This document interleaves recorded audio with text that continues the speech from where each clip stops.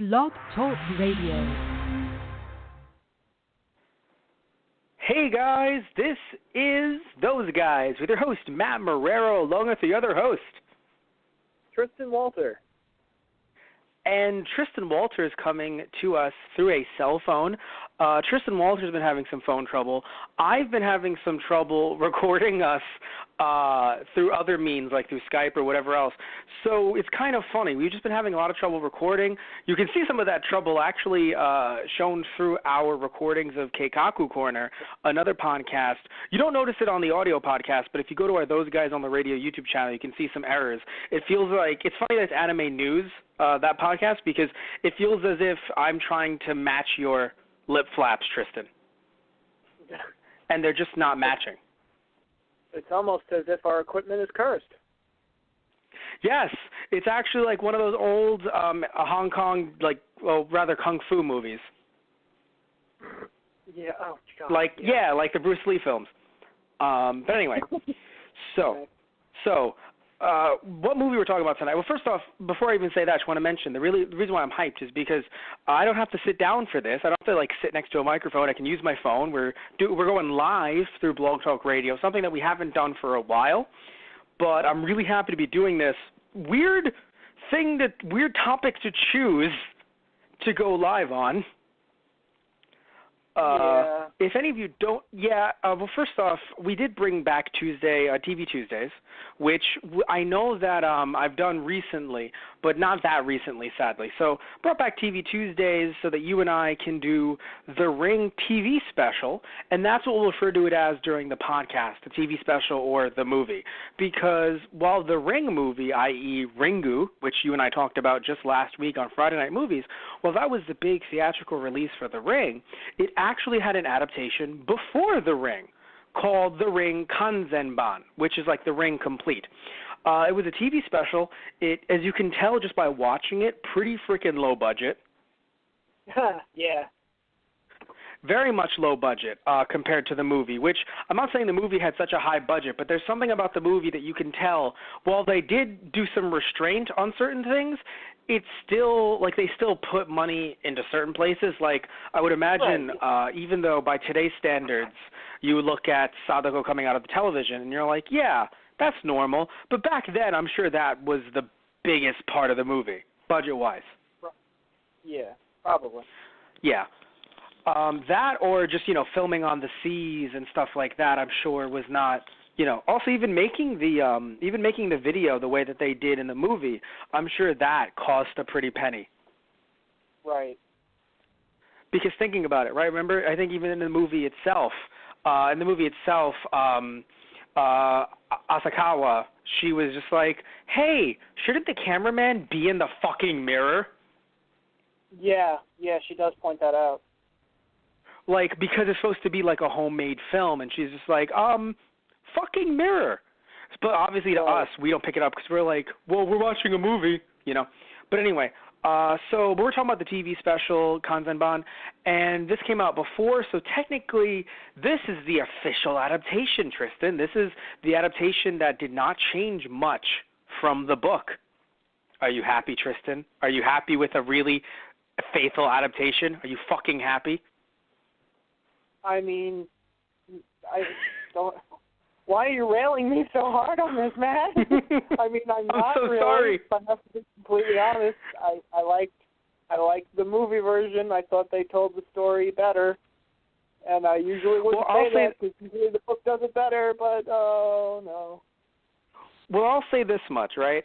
Basically, there's a few things I want to say. First off, if anyone wants to watch this TV special, let's say you've never seen it before, usually I don't say this on the show, but go watch. What were you saying? Oh, you said don't? No. I think this is something that people should, because they're going to hear us saying some positives, but mostly railing on certain parts of it. So I think it's going to generate some interest. And if people want to check it out, the only place you can check it out is YouTube. Right. No, because this has not been officially released in the U.S. I went on eBay to see if there was some Hong Kong subs. No DVDs that I could find. Right. The only place you could find this is on YouTube right now. If there were DVDs, not necessarily fan subbed, but I use Hong Kong in the sense that like a company in Hong Kong or just in China in general translated the show, and sometimes the subs are good, sometimes they're not, but I assume this was taken from either a VHS tape that was fan subbed, right, and then put online, or was taken from one that was Hong Kong subbed, or like a DVD of it, because this TV special was released on VHS and I think on DVD, but other than that, it was not, like, it hasn't been released since in Japan. Right. So this was kind of just given like that TV special, like, oh, hey, let's put it on, on a physical media, and then dropped seemingly once The Ring got super fucking popular. Right. Like The Ring as in Ringu, 1998, I believe, right. is when that one came out. So, yeah, once that got popular, that and Rasen, it feels like they kind of just stopped talking about this. Right. And, I can understand why. I can understand why, yeah. Now, I got to say, though, minus certain things that we're going to rail on, let's talk about some positive things. One positive thing I want to mention is I'm not happy about them making Sadako too human, but at the same time, I'm kind of happy with her not being just 100% evil. I don't know, like something about the movie, the way they did it, it felt like it was a bit too much, where it's just like, oh, do you know Sadako? Oh, yeah, fucking killed all my horses. Why? I don't fucking know. Right.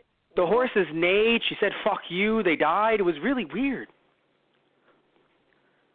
It was like, what happened to the sheep? She didn't even kill the sheep, technically. What do you mean? She made them watch a videotape, and then 7 days later, they all died.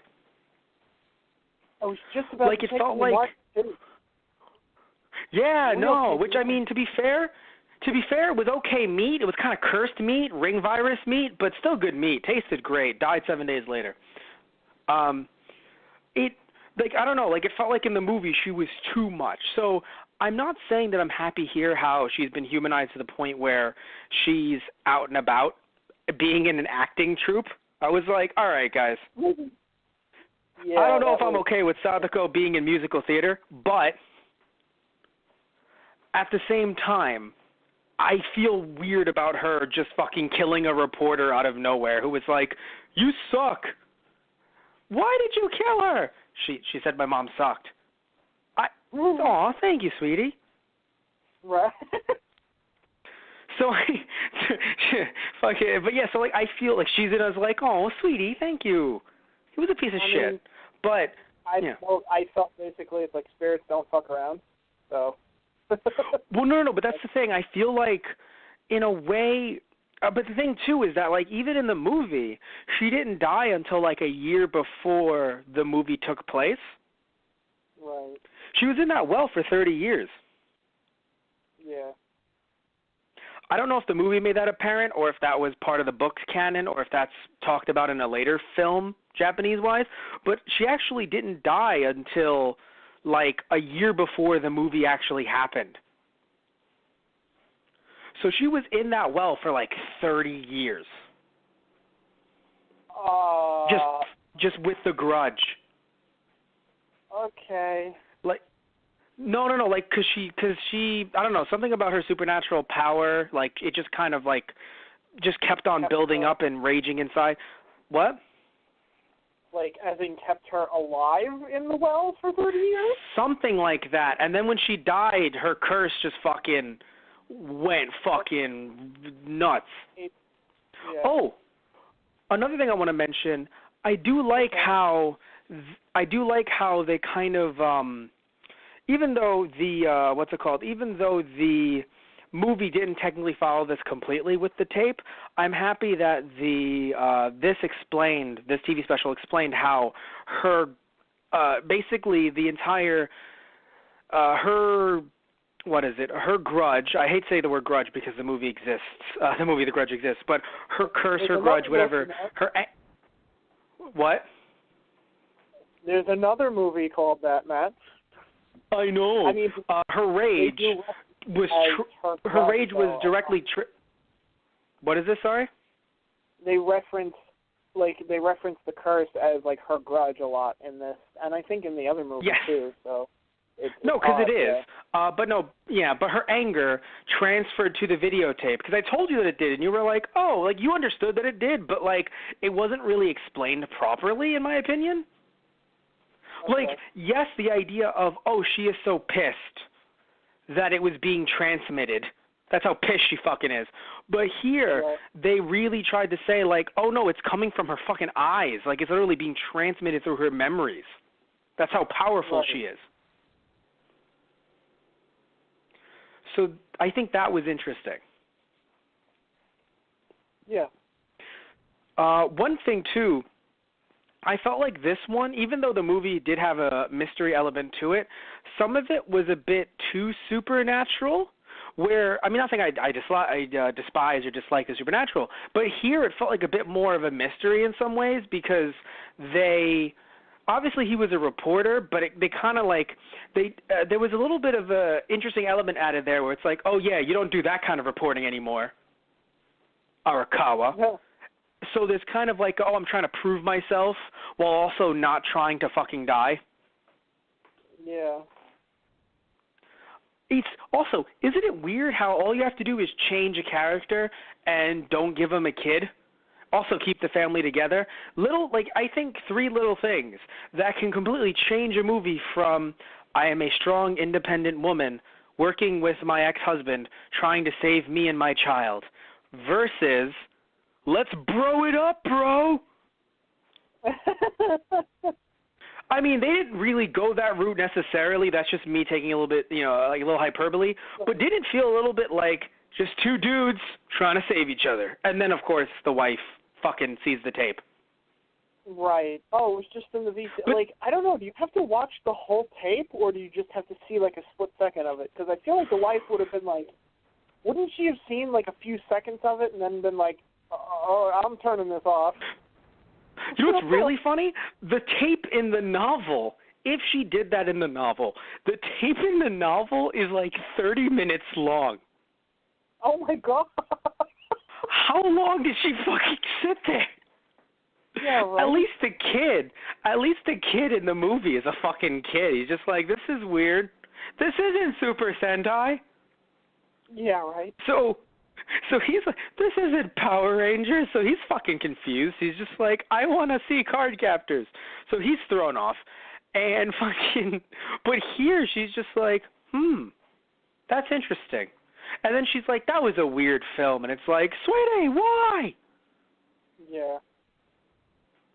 Those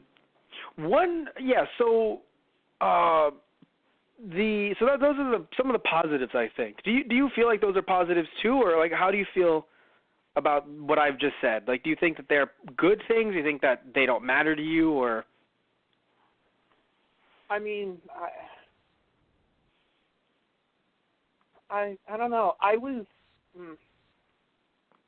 maybe because I missed something, or I don't know. I wasn't really that clear on the reporter and the other guy there dynamic. Like, I know he was a university professor too, and he kind of it's not your supernatural a little bit more. I know it's not your earlier on, but yes, it's not your fault. What they did here was they seemed to say, hey, Arakawa, instead of being a woman in the original movie, in this TV special, Arakawa is a guy.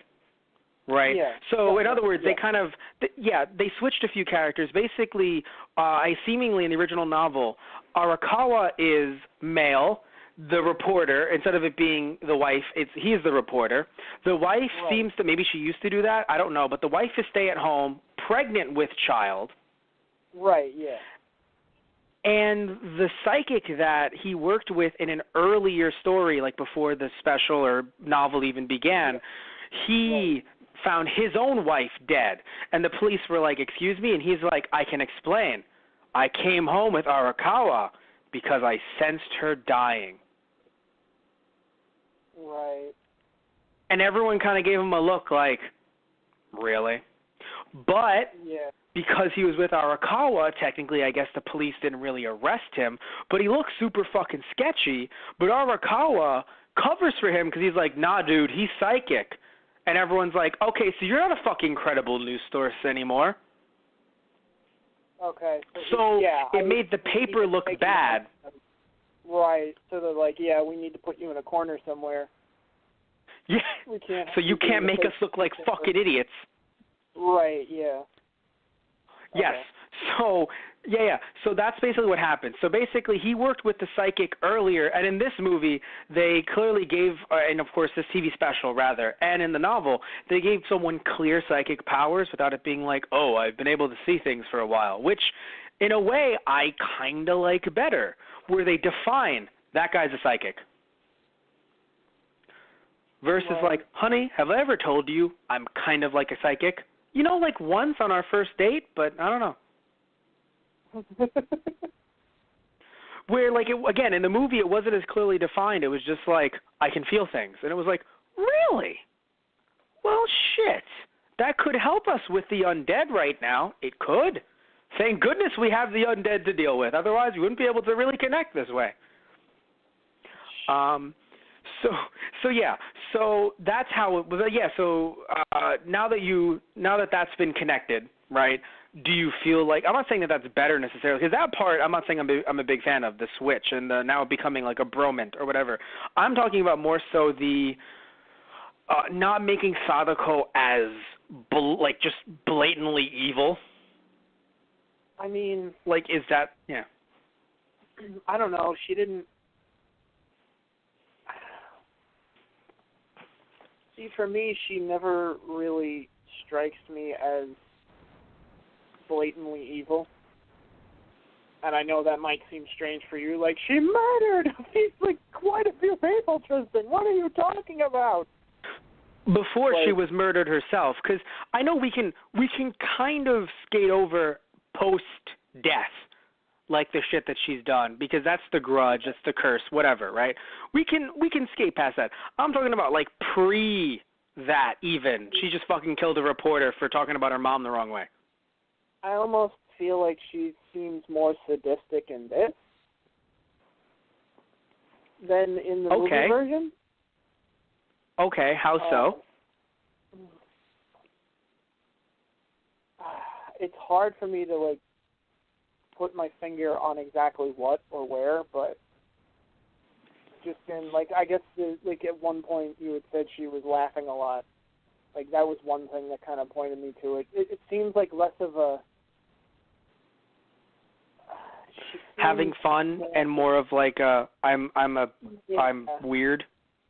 Giggling about it in a sense, I suppose, or just I guess the sense in presenting herself with a physical form or something to that. Well, not really, but I mean, because she does in both. But like this one is more, oh, don't worry, I'm just a teenage girl. I'm not going to hurt you. And then all of a sudden, everything turns black and there's blood all over the place. Whereas, right, fair enough. Her emanation in the movie is like, no, I am a threat, and you are going, you're going to know that right off the bat. So I guess, in a sense, it's more, trying to think of the right word for it. There's just something about her that unnerved you in a strange way more because she's human rather than her being supernatural.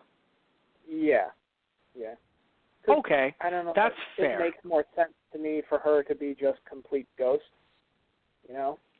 Yes. I'm not saying away from it for me in a way too, because then it's like, well, so are you undead? Are you real? Are you not? Or what's going on? Oh, no, that's why I agree. I'm not saying that her being around as human was good. That's why I agree with you there. I was talking about just the fact that as a child, they just kind of showed her being like, Mommy, rather than like, all of you will die for your transgression against my mommy. Right. So, like, that's what I mean. More so, like, that part, I'm happy that it wasn't just like they all die. I mean, yes, they kind of shifted that moment over to when the doctor, also known as Jotaro, was, my God, fucking name was Jotaro.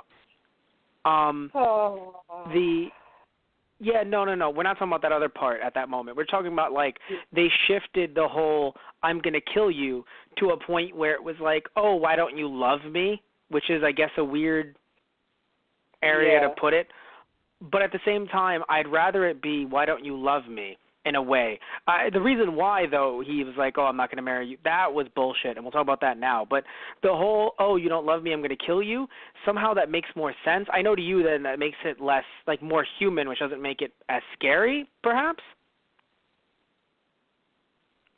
Is that what it is? Where it's like, oh, she says, oh, you don't love me, so I'm going to kill you, versus I'm a child and you're mean to my mom.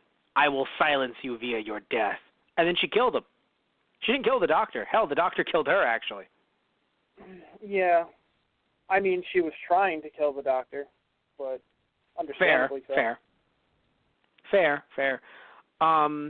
Now, here's the problem, and it sucks because this is in the novel. So this is what's really frustrating, and it's strange because, again, I've already said about the source material, in a way I like that it's more mystery than complete, like, paranormal, but, like how the movie felt. But there's something in the novel that was really weird that got transferred over to this TV special, and I don't know how to react to it. And, I mean, I do know how to react to it. I just don't know why it's in here. Basically, Sadako is intersex, which means that she was born a female, but she has male genitals. Now, some might say, oh, do you mean that she's transgender? No. There's a difference, right? Yeah. Trans is, oh, I'm born, and basically saying my outer shell, if you want to call it that, right? Body itself is, let's say, male. But my gender is female. So sex, biological sex, male. Gender, female. And some people get surgery to reflect that on the outside. Some don't. It doesn't, like, that's not our business. That's just me explaining the difference between someone who says I am trans versus saying I am intersex, which is you can be born with body-wise, right, the whole outer shell, breasts,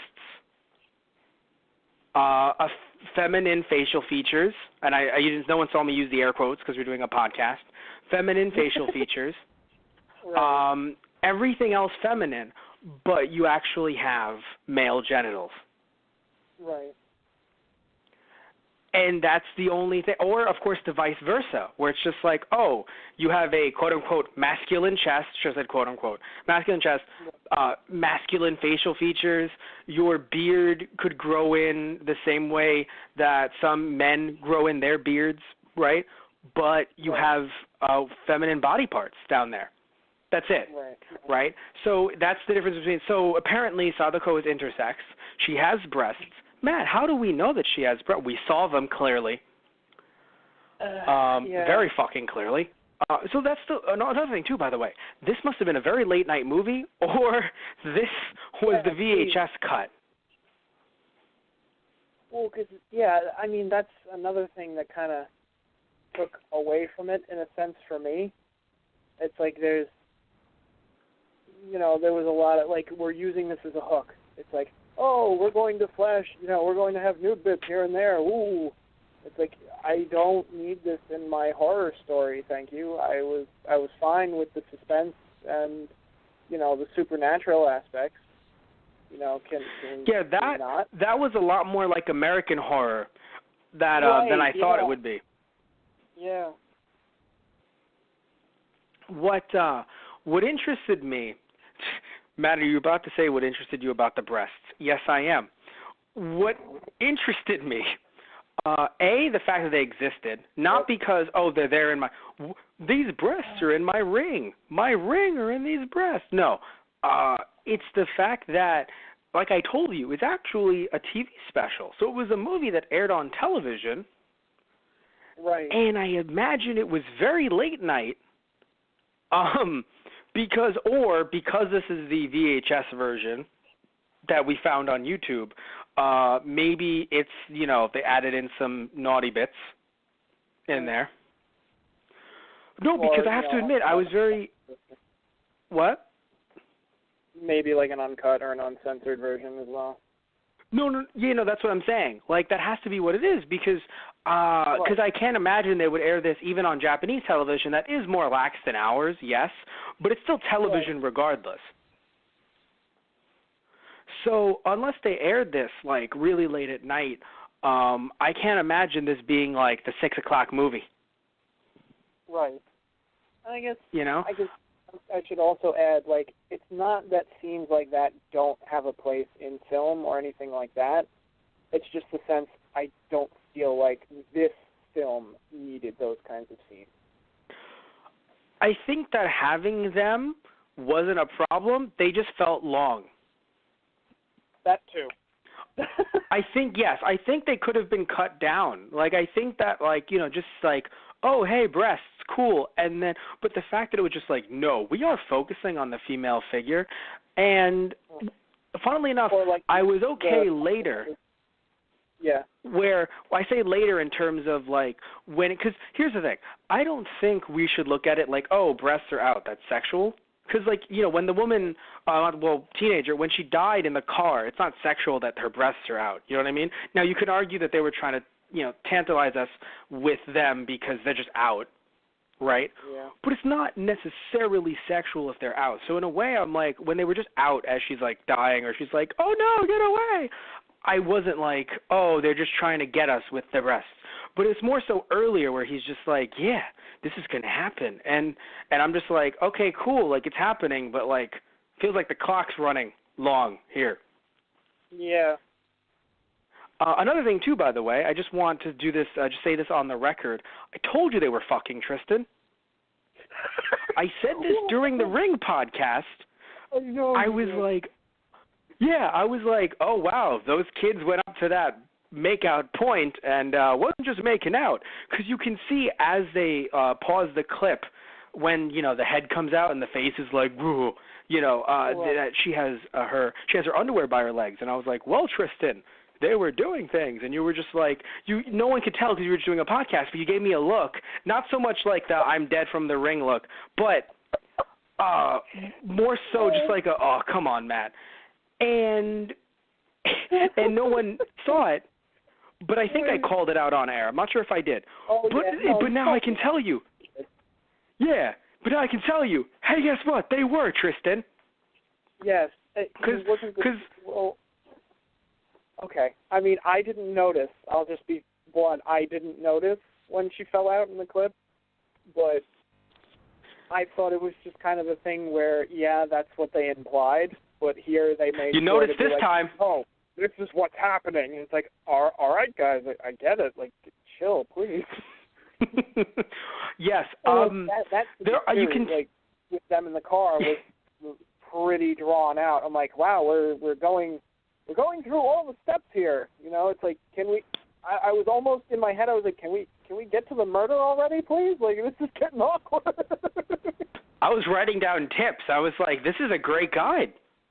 Oh my God. It basically was a guide before Sadako killed them. Yeah. It's again, that's why I was like, we're still this is still a horror movie, right? Right, guys? Matt didn't just send me the wrong thing, and I'm like... Well, no, we saw clips before that, thankfully. That wasn't... Wait, no, or did that start off the movie? It's been... I watched it a little bit a few days ago. No, okay. Tomoko was still the first murder that happened, and then the Iwata, the guy on the motorcycle, was next after we met the reporter, Asakawa. Also, Tomoko, she actually died correctly, quote unquote. She did not have a friend over in the novel, and more importantly than that, the way she died, if you noticed, which something I didn't even notice in the movie, and I've been watching it for so long. In the movie, you have the mom saying, "I found her in the closet, dead," which is weird because she makes the face like, in the kitchen. Yeah. So you can tell here, even though she didn't technically die in the kitchen, she didn't die that far off. Right. She was in the bathroom. That she ran to the bathroom. Yes, and also another thing that is interesting about this movie is that they killed them. Apparently, from what I've been reading, because on Wikipedia you can actually read on the rings, like Ringu, on the actual movie Wikipedia page, you can read what differences are from there in the novel. And then when you watch this movie, you're like, oh shit, this is what they kept from the novel. Right. They seem to die more so like they do in the novel, where it's not so much that Sadako herself is supernaturaling the fuck out of you by coming out of a TV, or apparently in the fucking car out of a radio. Right, yeah. You know? Where in the novel, it's actually more like a virus that's infecting you, and it kills you in a week. That's... okay. I mean, it's still based from her rage, don't get me wrong, so it's still supernatural in that regard. Yes. Earth, but, yeah. Yeah, it's still unearthly. Weird. Because then... Well, no, it's more like a zombie outbreak in a way. Yeah, but, like, they go in through... They still go through the whole idea of, like, oh, the cops did an autopsy and they can't find anything wrong, so they're just dubbing it heart failure. Like... if it was more, like, I'm not saying it's still a supernatural curse, so whether it's viral or whatever, like, they wouldn't be able to find it, you know, medically, obviously, but, like, I don't know, I feel like if it does seem more of a virus, even if it's supernatural, wouldn't you see some kind of, you know, something in the body that would kind of point to, like, oh, this might be a new virus? Because even the reporter says it at one point to his editor, like, this could be a new virus, or, you know, like, popping up like AIDS or something like that. It was... Yes. Yeah. But here's the thing, Tristan. But that's the thing, though. Let's look at it from the zombie perspective. Do you see any zombie movie or many zombie movies that have them go, we see where it came from? No, they're just like, okay, that does that to that person, and we have to make sure that doesn't happen to us. Otherwise, we look like that. At least for me, from what I've seen, I haven't seen a lot of zombie movies, but at least there's always some kind of, like, it looks like an infection, like an infection around an open wound or a bite or something like that. Okay, very true. No. I'll give you that. Yes, you won't know until it's too late, until they've turned and then they attack you. But, like, if you see it on their arm, you're like, oh, shit, like, what happened to you, man? That looks nasty. Well, no, because here's the thing, though. I know to you it looks like an infection because, yes, some movies do go that route a little bit. Some do. But it's not the idea that it's an infection. It's that the idea that someone bit down on your flesh and ripped at it. Right. So in this movie, or rather in this series, it's not about, like, spreading it through, like, biting down or spit or anything like that. It's through watching a videotape, which then makes it harder to tell who's infected unless you ask them, hey, have you seen the fucking tape? And interestingly enough, because it doesn't spread unless you show someone the tape, they're very inclined to say yes. Right. Where with something like a zombie movie, it's like, oh, are you infected? You don't want to say yes because then they're going to have to shoot you in the head. Right. Here it's more so like, are you infected? Yes. And I would like to spread Sadako's message to you. You know? Have you heard the daily word of Sadako today? It's anger. It's always anger. Right. But the word of Sadako, rage. Yeah. So So I'm not saying I. What? And what does that stand for? What was that? Rage. I'm ending rage. Jesus. But no, I want to say that. You know, I'm not saying that I'm a fan of the zombie thing or of more of it being a virus kind of thing. I'm not saying I'm a fan. I'm just saying that that's the original intention. And while I like what The Ring did more, my horror fanatic likes The Ring more. My drama mystery fanatic likes parts of this movie more, or this TV special. Okay. That's what I'm saying. Like for me, the movie version, as opposed to the TV special, feels more like mystery inclined, whereas the TV special seems more like your average horror in a way. Well, no, when I say TV special, I mean or when I say TV special, being more mystery, minus some of the sexual stuff.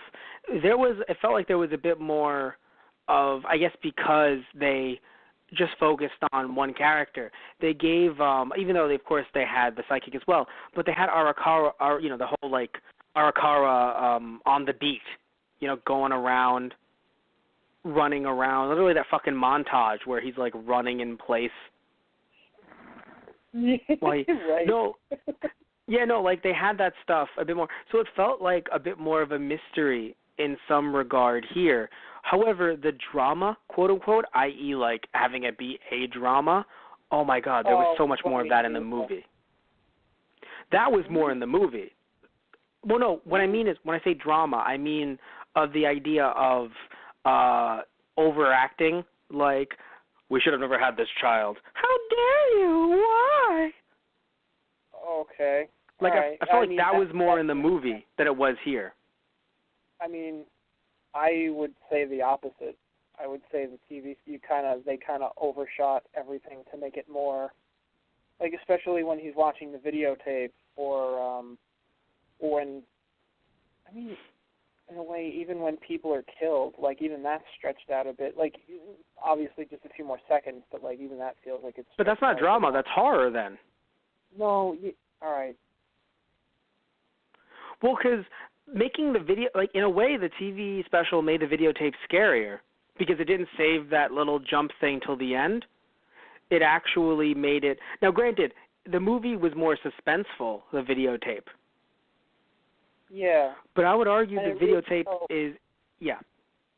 It really felt for me like the videotape in the movie version, like, obviously they did this in the TV special too, but, like, it felt like they focused more on decoding the tape a bit more, whereas in the TV special it felt like which is odd because they were basically about the same run length, but it felt like they glazed over a bit more in the TV special, which I enjoyed in the movie. Yes, well, that's because you actually gave a character that was a bit more psychic, so he was just like... Also, you had some stuff that happened off camera, just like you did in the movie, but you had some stuff that was off camera where he legit, he being the, I think it was Asayama, the psychic, was like, yeah, I want to talk to my guy who fucking knows languages, which, to be fair, that was a bit better than just Arakawa, the professor, just knowing, like, oh shit, that's an old language. How the fuck do you know that? Granted, he's a professor, so... Right. Yeah. Yeah. But what I think was interesting, though, is how they... And you can tell they changed it just by the casting alone. How they changed that in the movie, it was her father who killed her. Where in the TV special, it was Jotaro, not Josuke. Unrelated. Oh, my God. But no, but seriously, but no, isn't it interesting how they made it that doctor instead of her own dad? And it's funny because you can even tell in the casting where, like, once I saw the TV special and the dad was like limping and that old, I was like, oh, he didn't kill her. Right. Well, I don't know why. I mean, there's a whole nother dynamic between her and her father, isn't there? You know, special. I tried to forget that. Ah, yeah, you did, didn't you? Okay. Yeah. So that was I don't know how to really, tell everyone this. I don't know either, and I don't know why it was there. Was that in the book? I kind of hope not, but whatever. I would imagine it would have been because that's a weird thing to change. Yeah. Okay. Basically, in the movie, in the TV special, yeah. And I'm going to word this very delicately. Sadako's dad and Sadako, they fucked like jackrabbits. Oh, yeah. All right. Well, that was... Okay. Right. Yeah, yours was better. You said had relations. I think I want to go with yours. So much better.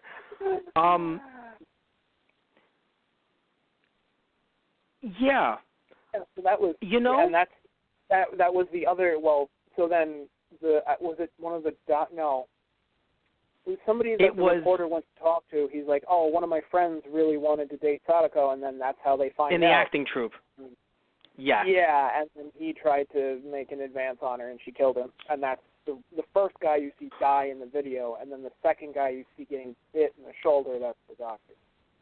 And I got to be honest, I'm okay with him dying that way, the first guy, because he didn't make advances. Like, let's be very real here. He was like, oh, if her dad's doing that, I'm going to do it too. And it's just like, okay, there's many problems with the first thing, but we'll address that later. Let's address your thing first, random dude that I just met. Right, yeah. We'll address the other problems with the dad later, but right now you're talking about rape, so... Yeah. Yeah.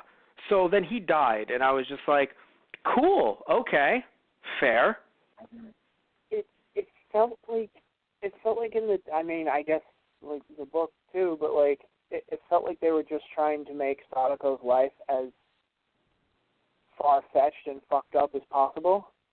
Whereas, you know, it wasn't exactly happening in the movie either, but at least in the movie, I don't know, I just, well, yes. I like, I like the storytelling. Well, no.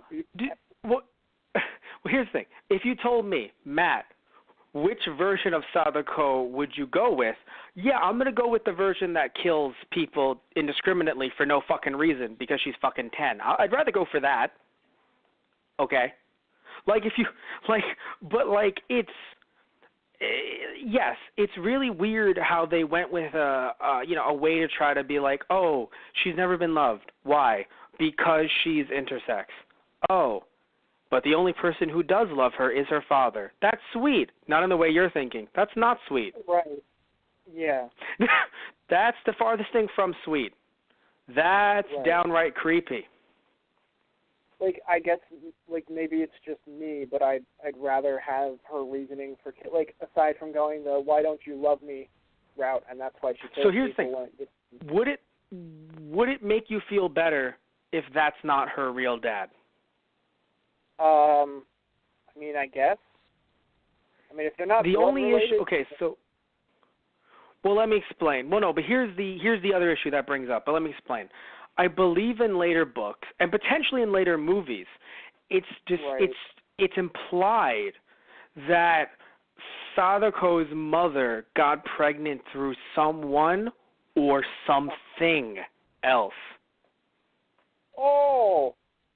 Okay. It's not as creepy as you're thinking. It's more midichlorian. How dare you? I'm being serious. I'm being serious. I'm being serious. I know what you're going for, and I know why you said it, but how dare you? Star Wars Episode 3, everyone. Anyway, so let me explain. I thought, anyway. Oh no, it was a deleted scene in Episode 3, though. I'm pretty sure there was a scene where Palpatine tells an adult, where Palpatine talks to an adult Anakin, and it's just like, midichlorians. Yeah, that was saving his wife from death. You could influence them to give you a life. I thought you meant Anakin's mother not having a husband, and that's how Anakin was born. Yes, that's what I'm talking about, yes. Right, that's Episode 1. You think I'm sorry, then I fucking care. Anyway, I'll pretend I care. I'm so sorry. I was waiting for that. But anyway, no, but if everyone's wondering what I'm referring to in terms of with the ring, the whole don't play in the water, goblins will come for you, like don't play in the brine where goblins will come to thine and shit like that. And the fact that Shizuka in the movie is shown to talk to the sea. Oh. There's an idea that either there's a being, i.e. more ideological from the sea that impregnated her, or it was like a sea creature monster. Right, or just demon, evil spirit, supernatural. Yes, happening. Exactly. Yes. So there is, but here's the thing though, even if they're not blood related, it still brings up the creep factor of, well, you raised her, Woody Allen. I mean, Sadako's dad. Yeah, it's still pretty fucking creepy, Woody Allen. But the thing is good movies, really awkward life. But the point is that going back into movie land, the point is that there's a chance that they aren't actually related. But Right. the question is, does he know that? I mean, obviously, he would know, like, if he didn't fuck her mom. But he would know. Matt Bellino with the, tender nuances on the show, just, going for the jugular tonight. Well, no, I mean, to be fair, I was like, because let's be real here. How silly would it be? Does he know if he's the father? Well, Matt, if he never slept with her mom. Well, actually, it's true, yeah. He would know. It's right. like asking a mom, like, do you remember having this child? Yeah, I kind of fucking do. Yeah. Right. But my whole thing is, though, the problem, of course, is that even if it's like, but Matt, remember, later books do say that, because I actually haven't read the books. I don't remember if I've ever even seen some of the later movies. But my problem is that to set up the scene properly, they had to have her call him father. So I'm still trying to keep some food down. So, yeah. No bueno. No bueno. So that might make you feel better. You can sleep tonight, Tristan. Yeah. By the way, with the amount of naughty stuff in this movie, I was literally expecting the fucking Ayama, I already forgot his name, but the psychic, when the student came in and was like, "Can I make some coffee, Professor?" I was like waiting for him to be like, "Excuse me, man, I'm just gonna go over here and just do stuff. Maybe you can sit and watch that tape again. Won't kill you again. Maybe it'll reset the cycle. Who knows?" Right. See ya. See you in about half an hour. Like, I was waiting for him and her to just go do something, and the fact that she only made him coffee, I was like, okay, we're staying in a tame area right now. Thank you. Yeah. And then when you find his body later, it's like, then she just pours out the whole idea, we had a relationship, it wasn't that far along yet, but I was enjoying myself, and that, yeah. And it's like, okay, cool. Yeah, well, yeah. Also, they made the death very interesting. In that way, yes, you are correct. They made that more dramatic. Like, yes, I'll give you that.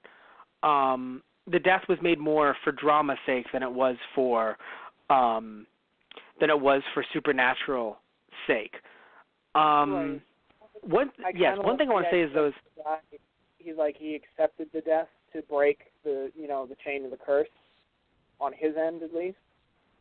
But like the idea that Sadako is just kind of completely nude is like, okay. Well, interestingly enough, I think in that way they were trying to go more for purity in that moment because she was cloaked in white. I mean, she was holding a child. Whose child? I'm not exactly clear, but I don't know if it was. Right, fair. Well, here's what's funny. Because the interesting thing is she's holding the child, right? Here's what's interesting. Her mom's second kid died. Oh, right. So is it that child? Is it a potential child she could have had because she may have been pregnant? Yeah, I think it was. I mean, it was probably her sibling. I would have. Yes. Yeah. What I found interesting in this movie is how they use different lighting effects. Like in their low budgetness, they actually made like Sadako red, and then they made the psychic blue. I think certain lighting effects were cool. What I didn't like though is how, even though in some ways I like how they went through certain steps and didn't make really like awkward connections between certain things.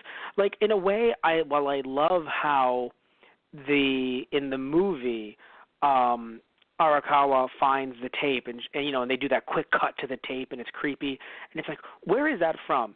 And the guy running the place is like, I don't know.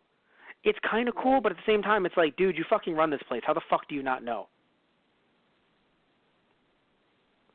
And then in the TV special, what? Go ahead. It's fine. Even in No, the TV I'm just special? saying. Yeah, in the TV special, it's kind of like, where's that from? Oh yeah, it's from B4. What's on it? Well, I didn't check what the fuck was on it, but Right. like, I don't know. To me, it just feels kind of weird. Like, I mean, I think were you trying to say like there's other people running the place too? Like, it's not just his like one person job.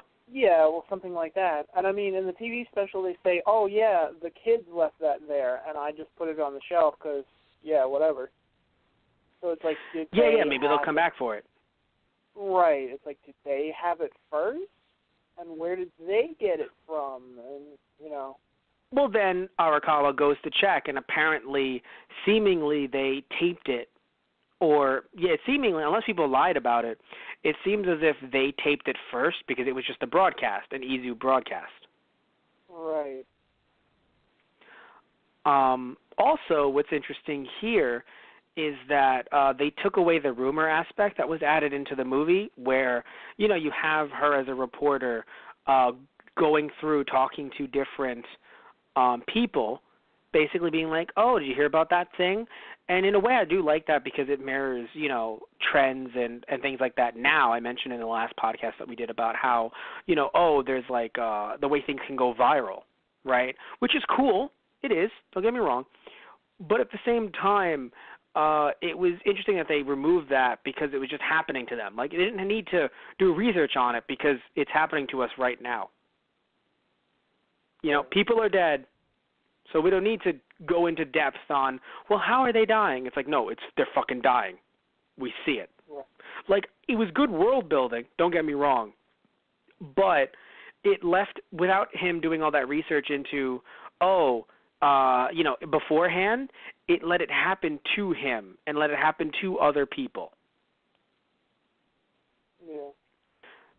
Also, I would like to mention that the things that are similar, like in certain ways the movie was set up compared to this TV special, the reason why I want to mention this is that apparently people who made the movie, the director and the writers, they were influenced by this TV special.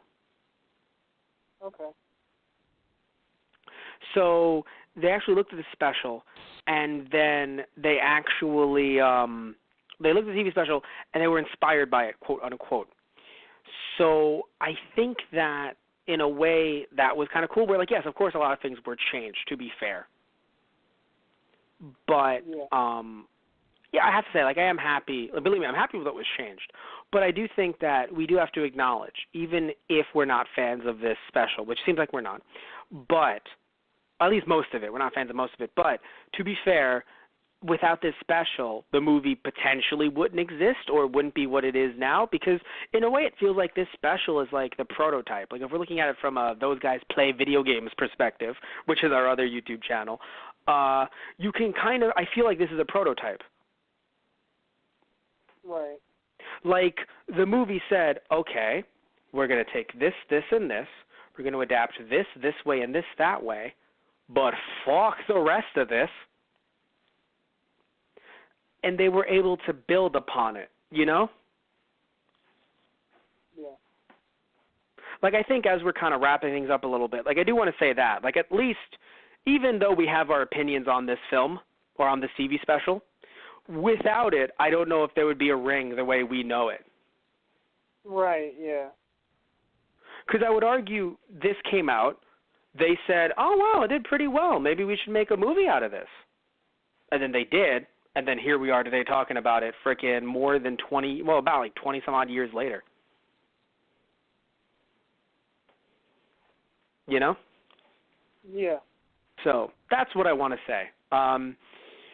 But no, I understand why you would like the movie better because of the way it was paced, leaving a bit more open, not so much for sequels, but leaving a bit more open. And one thing I want to say is I think I enjoyed the dynamic more between Mother trying to save her child, and herself, of course, but I don't know. Yes, he was trying to save his unborn child, but without the cute little one there to kind of be like, hey, I'm a little child, without the cute little one being there, it feels like he's just trying to save his wife. And more importantly, nothing against like him trying to save his wife, but it just feels, I don't know, it felt really like old-timey.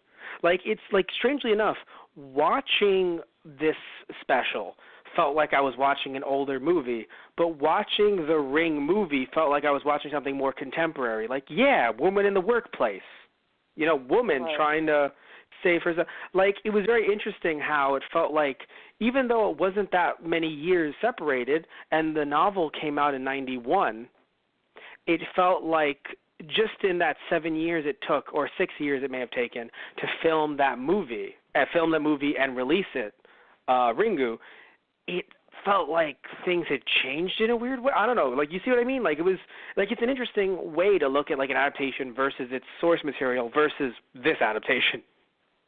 Right. Yeah. So I think that was interesting. But yeah, so, like, right, like, just that shift in dynamic. Because I don't think we really talked about how you felt about this dynamic between the two guys. I mean, I didn't think there was anything wrong with it, I guess. It just seemed, I don't know. It seemed like they weren't friends, but they weren't enemies. Like, it felt like he was kind of dealing with the psychic more than anything. Thrown together, yeah.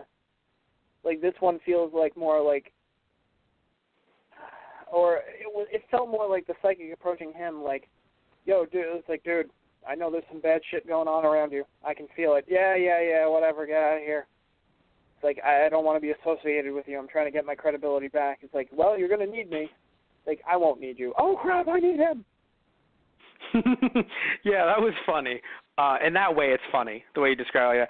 But, yeah, no, what's interesting is how certain plot points, though, played out the exact same way, where it's just like, oh, I showed it to the psychic, i.e. the writer, whatever, psychic, and then he dies. And then the student's like, oh, no, he died. Obviously, it changes the dynamic, though, so fucking much when it's not your ex-husband, Yeah. Like that made it so. That's why I talk about certain things being more quote unquote dramatic for the movie. Only reason why I say that is because, like, when you say, like, oh yeah, instead of it just being, random psychic friend, it's ex-husband who I've been working with the entire movie. Not so much to bring my marriage together, but to save our child and myself. And when he watches the movie, technically himself as well, to be fair. But, like, that's why I talk about the movie being a bit more dramatic, because when you change certain characters and certain dynamics up like that, it, in my opinion, raises the drama factor even more in some ways than this TV special was. In some ways. But, yes. But, yeah, no, I got to admit, though, I feel so interested. Like, it's strange that they didn't introduce a grandpa. The only old person was the old man, the dad, who's just like, yeah, no, Sadako went to go act. Let's not talk about anything else. Would you like some tea? No. Let's not ever talk again. Yeah. Yeah. I mean, we feel about right. Yeah, pretty much. Yeah, I still don't know why. I still don't know why that's in there. I got to be honest with you, because, like, here's the thing, right? If it was like, oh, she was with her cousin, arguably at the time, even though it was the 90s, so I don't want to talk too much, but, like, if this was like a long time ago, it would kind of make sense. But they didn't go for that. They just went straight for dad, and it's just like, oh, well, shit. Yeah. Yeah. But yeah. So, how did you feel about the end of the movie? I mean, it's basically what I said last podcast, but just kind of thrown at you. Like the tape was thrown at a, I kind of don't like how Sadako's the one to, like he mentions the idea there was an important message at the end of the tape that's erased, and she's the one that kind of comes to him and says, like, hey, you got to go do this if you want to live. Like, I don't feel like she would have done that. I feel like that kind of removes it, like, takes me out of it even more. So towards the end. Okay, so he's like, yeah, yeah, so I'm to going to get tell you around something. first, you gotta share this. And it's like, That all you wasn't gotta do Sadako. It felt, wasn't it? Technically, it wasn't. Let me explain. Okay. I read a little bit about some of the differences. Apparently, in the novel versus the movie, although they actually reference this a little bit. Do you remember in Ringu, in the Ring movie, when we saw a woman with white shoes? Yes. That wasn't Shizuna. That was a nice version of Sadako. Apparently, Sadako has like a good side and a bad side, if you will. Okay. And in this TV special, they clearly, at least earlier on, build up that she has a good side in a way. Right. That's why she can be cloaked in white, or she has the different colors like red on her to show that, or they even show like her hands being all, grimy because she's undead. And it shifts between like, oh, I'm the good Sadako versus like, I will fucking murder the shit out of you. With less singing, though. But, yeah, so she does that. So I think here it's kind of like the version that gives him the advice seems to be the one that's cloaked more in white than evil, in the way that when she wraps her hands around him, I'm pretty sure, at least around Arakawa, I'm pretty sure her hands were white and weren't the same color that she had when she killed the psychic, Ayama. So I agree with you. It's still not as clearly fucking defined in this movie, in this TV special. But I think it was even less defined in the movie. Okay. Well, and also I would like to add, the reason why I'm talking like this, because it's like, Matt, how do you know this? I talk about not just the original novel, but there was a sequel. There was actually a prequel called Ring Zero Birthday. And there's obviously other source material as well. So, like, because it's been going on forever now, the Ring with different movies and stuff like that. So I'm pulling from stuff that I'm pretty sure is canon and not just from later films. So that's why I'm, like, telling you, like, oh, yes, there's a good version of Sadako. See here. So it's stuff that, like, if the movie only ended with this TV special or with the first Ringu, we would probably never know because we'd never have heard about the other novels being translated. Right. But because the other movies exist, then people look into the novels. Then the novels get translated. Actually, you can buy Ringu or The Ring novel in English. So if you ever wanted to read it, you could read it. I think it was released by Vertical that releases manga as well. Okay. So, so just putting it out there. Just so anyone wants to read Ring, you actually could. But yeah, so... it's funny, after this special, you're like, I don't know if I want to. But no, yeah, I'm just saying that, that part, the whole, why did Sadako help him? I think it's because they were trying to go for that, Sadako isn't all bad. I'm not saying that that's a good way to go about it, to be fair. But Sadako isn't all bad. That's just my take on it. Or my take from what I've heard. I'm not saying it's a good choice, though. And I know you're not a fan of it. Even though with the explanation, I can hear you're not a big fan. Yeah, I don't know. It just doesn't do it for me. I know. You want her to... it's funny, though. I have a question for you, even though I don't think it's going to change anything. I'm playing devil's advocate to the extreme here. Do you think you would have liked this TV special more if you saw the TV special before the movie and I told you this was based on the novel directly? I mean, possibly,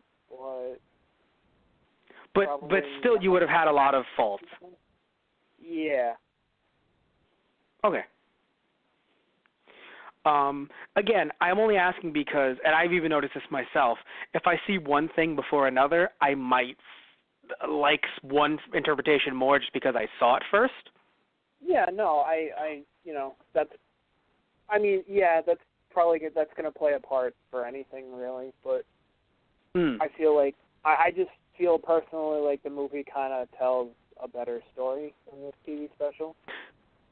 or tells the I story think it was condensed better, and I'm happy that it was. Yeah. I think its hour 20 runtime did it more justice than this hour 37.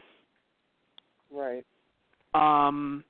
And I think that even though I hate that, I hate when it's like, oh, a movie removed this and a movie removed that, but I think that what it removed in some ways helped it tell a better story in some ways. Although in other ways, I think that it removed a bit too much and it left us with a bit too many questions that this movie answered or this TV special answered. Okay. I don't think the Sadako stuff were questions we really fucking needed. But just believe me, I was not asking the questions. So what's up with Sadako and her dad? No, I was not. Right. Was not answering those questions. Although, arguably, looking at the movie and him killing Sadako in the in Ringu, there's apparently that might also be why, like the whole Sadako isn't his kid and he was always pissed about that. That might be a reason why he felt so easy to kill. Like it felt so easy for him to kill her. Right. Perhaps. So yeah. in a way that even lends towards that theory or like to that movie as well, not just the TV special and us trying to like mind bleach. Us going, well, they're not really related. It's just so it's okay. I can keep my lunch down. But yeah, in some respects, I think this movie does certain things. I don't even know if I want to say better, but at least in a way that I can appreciate more.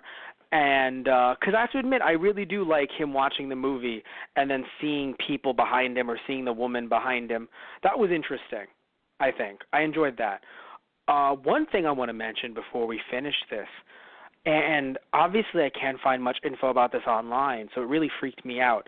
I want you, Tristan, anyone who's listening to this and who's maybe watching the movie afterwards, go, and I'm going to send you the exact clip when we're done. I'm going to get on the phone with you after this podcast and tell you to go to that one scene. But there's a scene where they're both watching the movie, going frame by frame in the psychic study, like on campus. Right, yeah. And I think Sadako appears behind Asakawa, but no one talks about it. And at first I thought I saw it. Then I went back a few seconds and I saw a potted plant. And I was like, oh, I'm a dick. It's just a potted plant. But then I saw her again. Oh, jeez.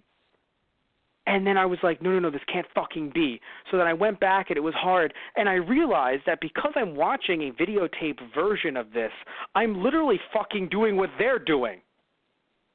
Right. Oh, jeez. And I was furious at that point. I'm like, fuck you, Sadako.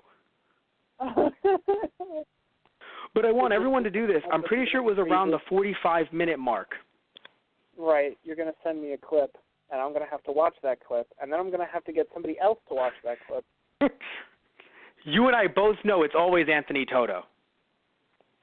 Oh, my God. He can show it to someone else in the group. We talked about this during the Ring podcast, Tristan. I know we did. Either that or I'm just going to go out like the professor. Be like, nope, sending here. Okay. Well, all right then. Good for you. Anyway, I don't know what to say to that. I want to thank you all for listening in. Sadly, if you're listening in live, it's not Halloween anymore. It's November 1st. Yep. Oh, well. But don't worry, because in a few hours, you'll actually be able to see still see a Halloween special, even though because it's still late night, even though it's November 1st, it's still late night. You actually see an episode of me doing product placed on our Those Guys Play YouTube channel. Search up Those Guys Play. And I already released a Halloween special episode of Hard Mode today where I talked about the video game Night Trap, and if it deserved the controversy there was controversy surrounding it. So I basically said if it deserved the criticism that it got back in the day. You can check out that episode of Hard Mode again on our YouTube channel, Those Guys Play. And later on is coming a product placed episode where I play the Super Nintendo game Chester Cheetah Too Cool to Fool. And if you saw the first episode of Product Place that I did just last month, the episode that I did for that episode of the challenge that I did, rather, was the Big Mac challenge, because I played the Ronald McDonald's game that came out on the Famicom in Japan, and I played that game. Every time I lost, I took a bite of a Big Mac, and it was such a hard game, Tristan. I had 2 Big Macs before I called it quits. Oh, God. And so now we have to ask ourselves, what challenge is Matt going to do with Cheetos? Again, you're going to have to watch the episode to find out. So there's that. Also, remember that we have I mentioned earlier, our Keikaku Corner podcast, both on this Blog Talk Radio account, which is blogtalkradio.com/Those Guys on the Radio, or you might be listening to us through iTunes, which is Those Guys. Search that up on iTunes.